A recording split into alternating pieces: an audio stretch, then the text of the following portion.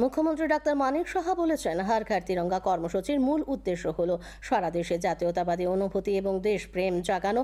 ৭৮তম স্বাধীনতা দিবস উপলক্ষে আজ রাজধানীর উমাকান্ত মাঠে যুব বিষয়ক ক্রীড়া দপ্তরের উদ্যোগে আয়োজিত এক অনুষ্ঠানে কথা বলেন মুখ্যমন্ত্রী। অনুষ্ঠানে উপস্থিত ছিলেন মেয়র দীপক মজুমদার, ক্রীড়া দপ্তরের সচিব ডক্টর প্রদীপ কুমার চক্রবর্তী, বিশিষ্ট সমাজসেবী রাজীব ভট্টাচার্য প্রমুখ।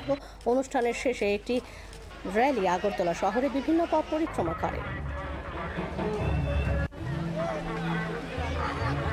2024-এ আমরা বিভিন্ন প্রোগ্রাম আমরা নিয়েছি।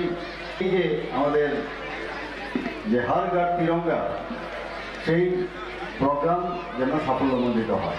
মাননীয় প্রধানমন্ত্রীজি যখন আহ্বান রাখলেন যে আমাদের প্রতিটি ঘরে আমাদের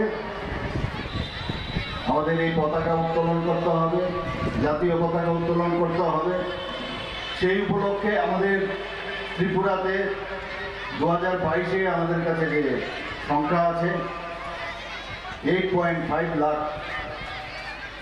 আমাদের বাড়িঘর ত্রিপুরাতে আছে। সেই উপলক্ষে আমরা আমাদের বিভিন্ন সাইজের যে ফ্ল্যাগ আমরা তৈরি করেছি ত্রিপুরা সরকারের মাধ্যমে। মাননীয় প্রধানমন্ত্রী যখনই যে আহ্বান করেন, সাধারণ মানুষ কিন্তু সেটাকে পালন করেন এবং সেটাকে ফলোও করেন।